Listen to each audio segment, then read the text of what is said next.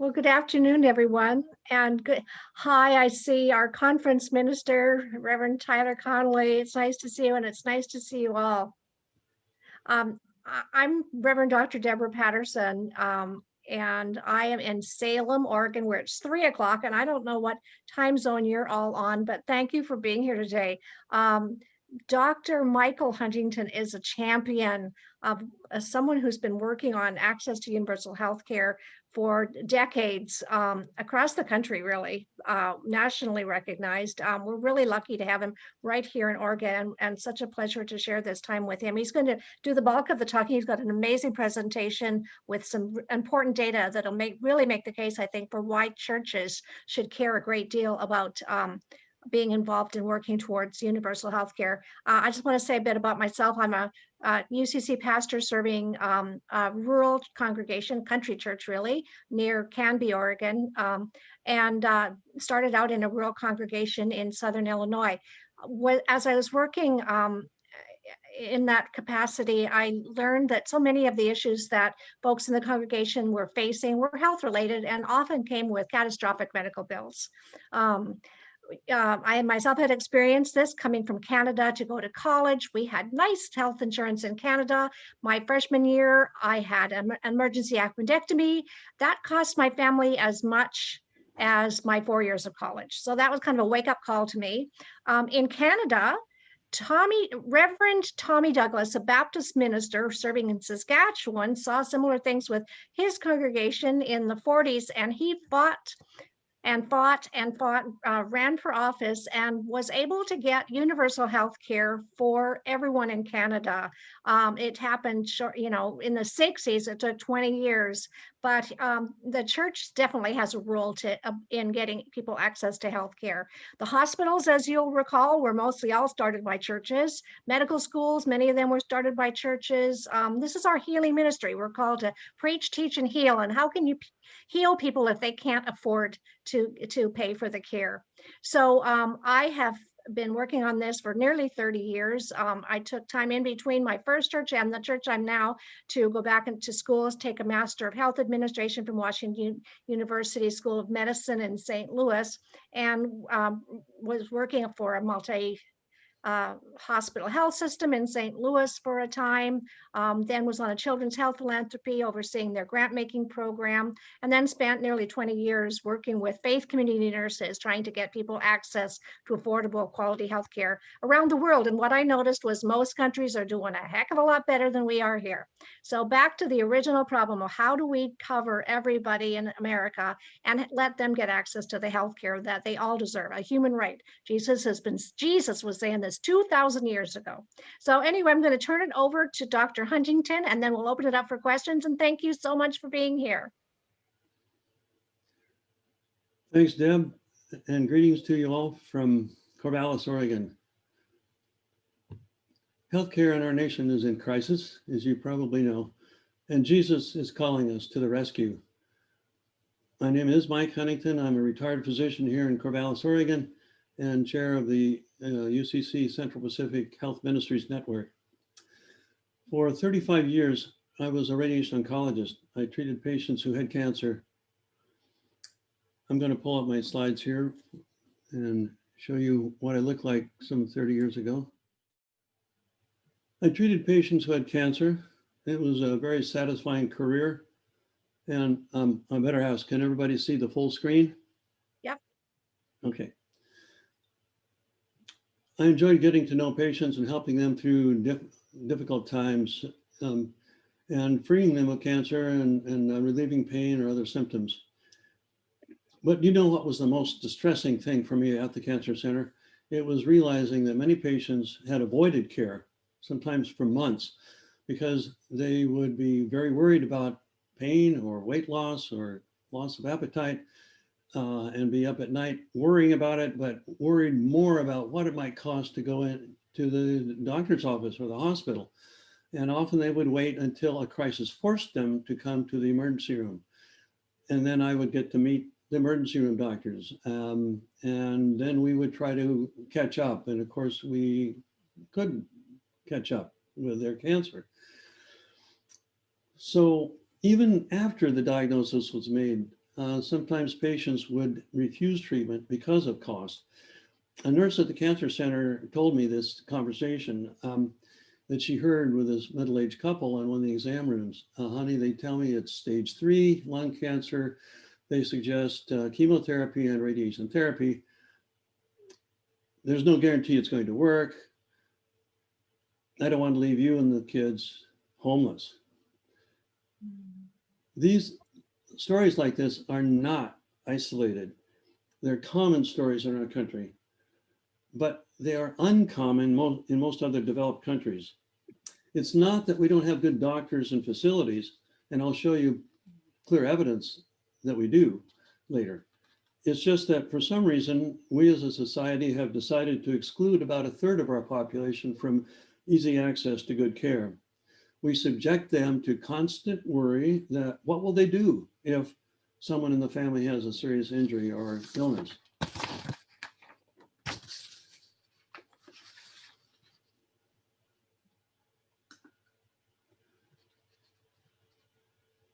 So here's what's happening with healthcare costs in our country. Since 1960, the cost per capita has increased to over $11,000 per person. That doesn't mean everybody has that cost. In fact, half of us don't need to see a doctor in a given year and may not have more than a few dollars of expense. But on the other side are people who have thousands of dollars of expense. And none of us knows when we're going to fall into that upper category.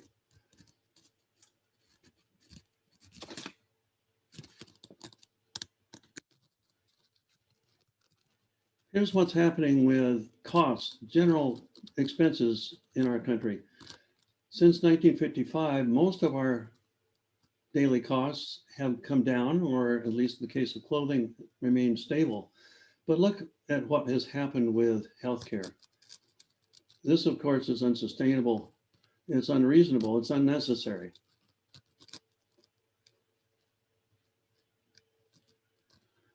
In 2017, a quarter of American family expenses were devoted to healthcare costs on the average.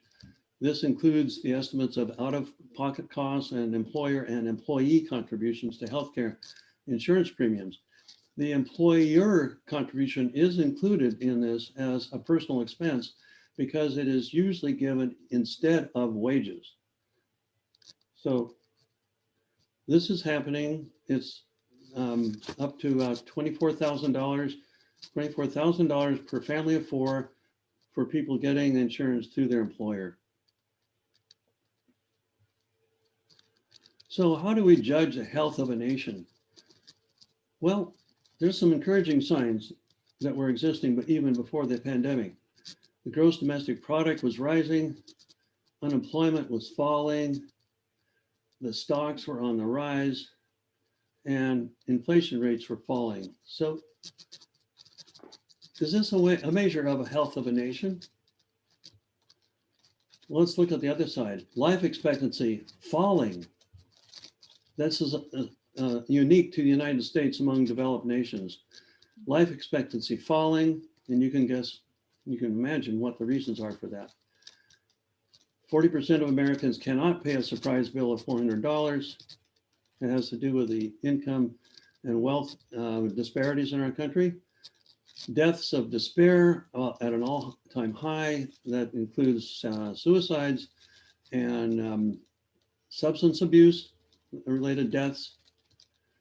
And then just to compound this, the trust in institutions that characteristically have helped society, trust in those institutions is at an all-time low. That includes churches, government, civic groups.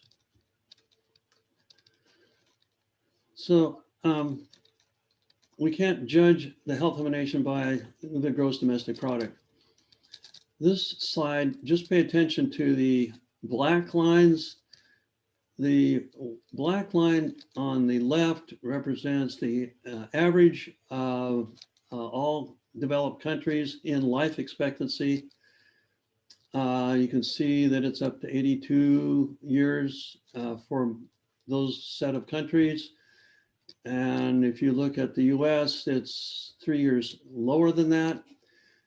If you look at Black men lives expectancy, it's way down at the bottom.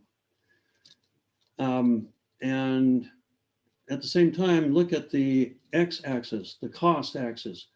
We're way out ahead. We're twice as expensive, at least, of other countries, and we're doing the poorest. Why does this cost us so much? Do we use more healthcare? Do we use more prescription drugs? Or is our healthcare are their outcomes, are they better? No, not to any of those questions. The answer is no. So why is it so expensive? Because it's so complex, unnecessarily complex. We have 900 insurance companies, each with a dozen plans, and each of those dozen plans has to be negotiated for reimbursement by the doctors and nurses and hospitals. Just for a comparison, Duke University employs approximately 2 billing clerks for every hospital bed, whereas in Winnipeg, the Health Sciences Center there employs about 1 billing clerk for every 200, for every bed. I'm sorry, for every 100 beds. That is a graphic example of how simplified the Canadian system is. And just by the way, they cost about half of what we do for healthcare here. So our improved Medicare for all is one way to do this, to solve this problem. Maybe jumping ahead a little bit, but I do want to show this slide to emphasize how we do have a good system once we let people into it. So first, the depressing news. If we compare ourselves to 16 other countries in terms of life expectancy for every decade of life, we're at the bottom. We would want to be at number 1 on the left column there, but we're at the bottom until age 65. Can anybody listening tell me what happens at age 65 in this country that doesn't happen before then? Well, it's circumstantial evidence, and statisticians may say you can't say cause and effect here, but at age 65, everybody's guaranteed access to healthcare. And look, I think this is a patriotic slide too, for people to get tired of our bashing our healthcare system. We must have one of the best because we recover to the top once we let people have healthcare. Abraham Lincoln said, "The legitimate object of government is to do for a community of people whatever they need to have done that they cannot do at all or cannot do so well for themselves in their separate and individual capacities."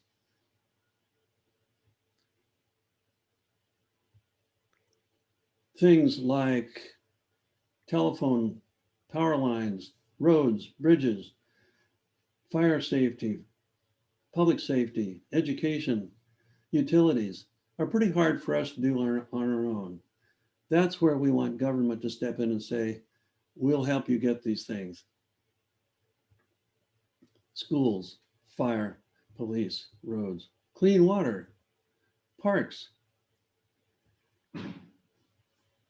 I'll turn this back to Deb to talk a little bit more about the role of people of faith in ensuring that people get health care. Thank you, Dr. Huntington. Those statistics are compelling, and I'd like to remind folks that if they'd like to check them yourselves, the Kaiser Family Foundation has a great deal of data about health disparities and others. So just Google that and you'll find that, and we can get you other links and resources as well.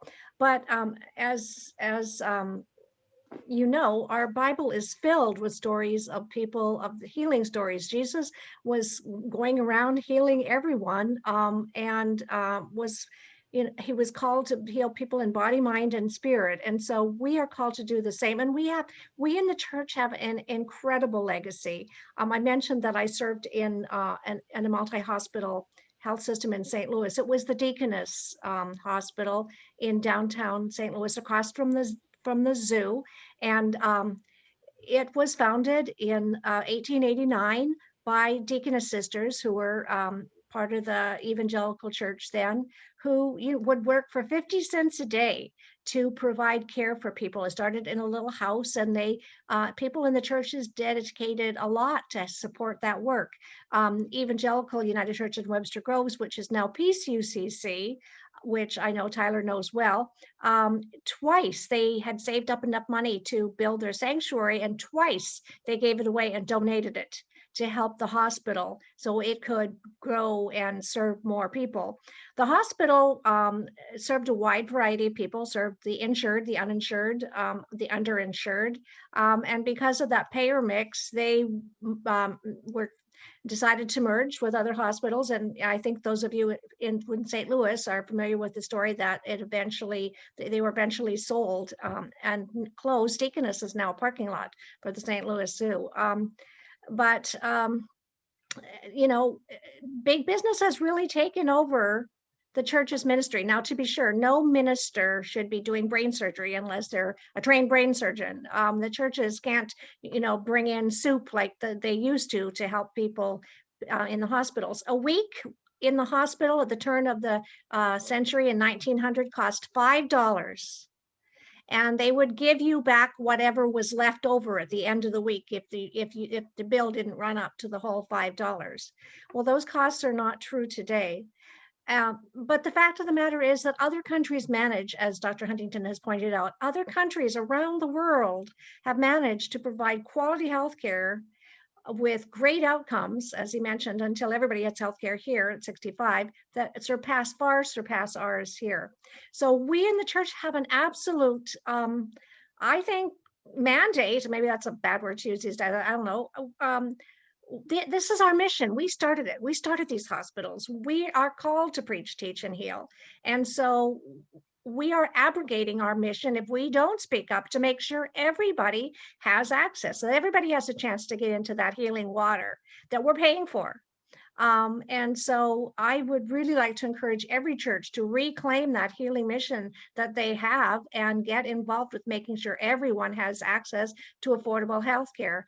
I am in awe of the scientific advances that have happened since 1889 when those hospitals were opened, and grateful for them. But that doesn't mean that the church should walk away because the church doesn't have, because the clergy and the lay people don't have the scientific, most of them have the scientific ability to do that ministry. They still need to speak up for the justice aspect of it, which is why the hospitals were started in the first place. Many of the hospitals, when they were first formed in America, were called pest houses, because if you had enough money to pay for a doctor, the doctor would come to your house. Remember how doctors used to make house calls? Well, if you were well-to-do, the doctor would come to your home. And the hospitals were where you had to go if there was no place else that you could be cared for when you were sick. That totally switched around. Now, if you have enough money or the right insurance, you can go to the hospital and be cared for. And as Dr. Huntington pointed out, there are those who decline care because they are afraid that they can't afford it. And so it is the church's ministry and mission to speak up for the fact that some are being left at the side of the pool with no one to help them get into the water. So I'm going to turn it back to Dr. Huntington for a minute to add anything he'd like to add here too. And thank you for those wonderful slides. Thanks, Deb. And I don't know if you mentioned to everybody that you have put your faith into action in terms of helping us pass laws that are going to make healthcare more accessible. Did you mention that at all? I guess I forgot to mention that. Tommy Douglas, whom I did mention earlier, the way he fought for healthcare for everybody was to run for office and to eventually became Premier of Saskatchewan and also he was a member of Parliament in Canada. And so he fought at the provincial level and at the national level for access to healthcare for all, which did eventually happen. And so I ran for office too for the same reason, because I don't care what party you're in, healthcare costs too much and we're not covering everybody. So I knocked on doors, many thousands of doors, 25,000 doors our team knocked on altogether. I knocked on about 6,000 of them. And you know what? It doesn't matter if I was knocking on the door of a Democrat or Republican, independent, libertarian. People, when you said healthcare costs too much, they're like, yeah. And it's costing our employers too much. Small business owners are having a hard time paying the premiums for their employees. People who are self-employed are having a terrible time. Our neighbor up the street pays $30,000 for his family to have health insurance because they're self-employed. So this is a huge issue. And I was thrilled to win the seat this time around, and I served for the first session now as a senator here in Oregon, working hard on this issue. And I was really fortunate to be given the gavel as chair of the healthcare committee, which was a wonderful opportunity to have some input in health policy. We did pass Senate Bill 428 here in Oregon, which would extend the work of the task force on universal healthcare, which is working hard to try to find a path to get universal healthcare for everybody in Oregon. It needs to happen at the federal level, but if it's not going to happen there, we're going to have to make it happen at the state levels first. And we also passed Senate Bill, I can't remember the number. Anyway, we also passed a resolution which will bring to the ballot in November of 2022. The question is healthcare a human right? And so that we would change our constitution to say that it is a constitutional right to have access to healthcare. So yeah, thanks, Mike. I forgot to mention that detail. Yeah. I'm still serving the church at Smyrna, but was on a 6-month leave of absence during the long session. I just wanted to emphasize how Deb turned angst into action after a certain election a number of years ago. She, I think, was as silent as a lot of us. On the third day, she broke her silence and said, "I'm running for state senator."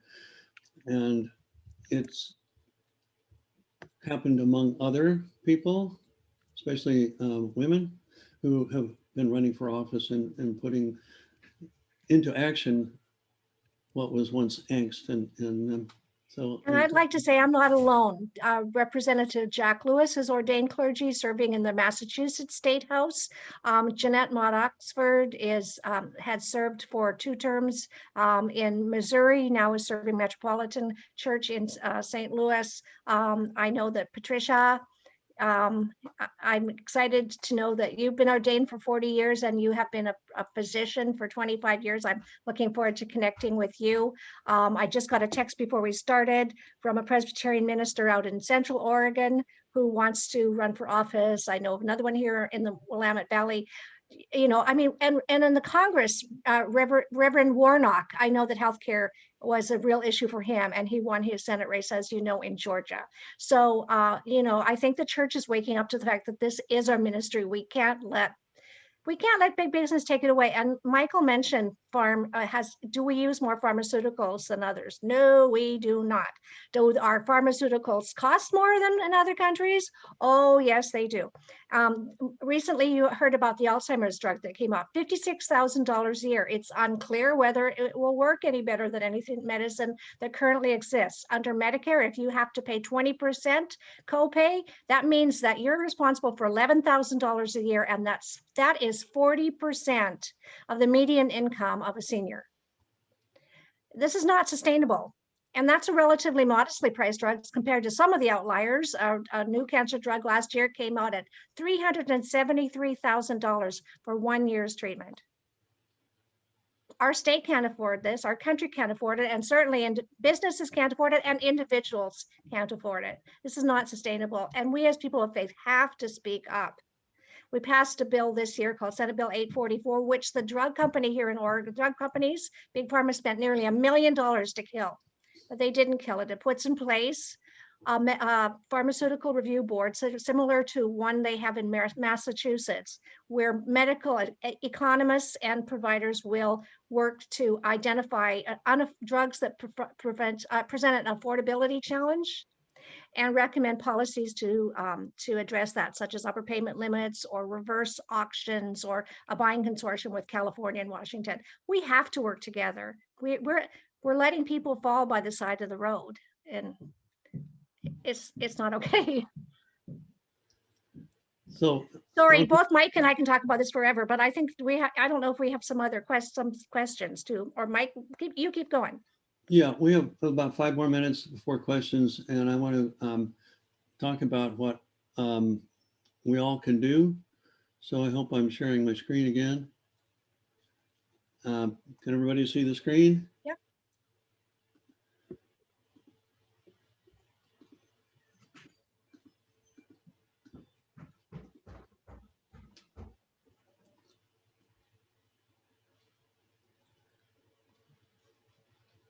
I'm going to just skip through.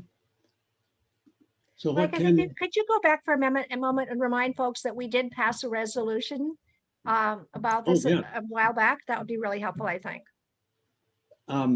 As a church and as in 2009, is that the one? Yeah. Yes. Uh-huh. Yeah. The 2009 Synod did pass a resolution in favor of a specific bill, which was a single payer universal health care bill. And the UCC is still active in supporting current versions of universal health care. So we can be proud of our UCC. What else can we do? Well, I have a plan, didn't sell very well for one of our presidential candidates. But Martin Luther King didn't say I have a plan, I have a dream. And that dream, I think, if we just hold this very clearly in front of our eyesight, is that everybody gets the health care they need throughout life, before birth to death. Every person has living conditions that allow them to be healthy, that there are no food deserts or healthcare deserts. No one goes bankrupt because of healthcare bills, and no one delays care because of cost. That's a dream that we should hold on to. And the Medicare for All movement right now is the closest thing to that dream. And the bill that's in front of Congress right now that churches, I think, could generally support is HR 1976. There's the Senate version, which will have a new number, but in previous years it was 1129. And then there's a bill that allows states to go ahead with their own plan for single payer until the federal government can act. This is upgraded now to HR 3775. To sell our idea, we want to point out that a Medicare for All plan would help us stop wasting our money. This is what's happening now with private insurance. The growth in per enrollee spending has dramatically increased compared to Medicare, and Medicare treats the more difficult, more costly patients. So Michael, could you do the slide before this? Okay. Yes. This means this sort of graphically shows the kind of insurance overhead. This is just from the insurance companies. The amount that they spend on actuaries and how to figuring out who to enroll, who not to, who to try to get rid of is very costly. And these are the insurance overheads just for the insurance companies. You can double that for what it costs the providers to deal with all of these various plans as well. So as a result, you see this graph that we just showed you. So we just to remind you, this is what happens if we allow a patient to get the healthcare they need. They do as well, we do as well as any other country once we get that privilege. So what can we do? We've been through that. Talk with your church members, hear their experiences, listen, start your own universal healthcare ministry in your congregation, educate yourself. Deb mentioned the Kaiser Family Foundation. It's not directly related to the Kaiser Permanente or the hospitals. It's a very unbiased organization to look at our healthcare system. There's also the Commonwealth Fund, Physicians for National Health Program, and Healthcare Now. Those two are more directly supportive of single payer. Review your candidates, regardless of their political party. Ask how they will help everyone get the healthcare they need. And you can go to ballotopedia.org to see who they are. Remember Deb's story. Recruit other people who would be willing to do this as she did. Go to your candidates' town halls and coffees and ask them pointed questions. They are our employees. They need to know from us. They get their money maybe from the insurance companies and the drug companies, but they get their votes from us. You can even hold a coffee in your own house for candidates. They love to do it. At least I can't speak for Deb, but I imagine you would like to be invited to people when you're houses when you were a candidate. Provide those candidates with your stories. Tell them what you need for your family after they are elected. So you can go to these sites. I think this will be recorded. The slides will be available to you. You can go to these websites to find out who your legislators are, state level and federal level. Tell them I am your constituent. Please sponsor true universal healthcare legislation that protects my family from healthcare related bankruptcy. But we know enough about them to thank them if they already are supporting it. There are activist groups throughout the United States. You may have to look to see in your state what group that is. In Oregon, it's Healthcare for All Oregon. That's one of them anyway. But you could type into your search box, Universal Healthcare Arkansas, or whatever state you're in, and see what you come up with and can get in touch with them. They can provide speakers for your church or your community groups. There are appendices, and I think these are available to you through the Synod also, that spell out the names of these groups. You can always call me or email me at those addresses there. So just Go back to your go ahead. your email and telephone. Okay. And Mike, there was a question in the chat too that we'll want to address in a moment too. I just want to let you know that. Okay, I think we're ready for Q&A.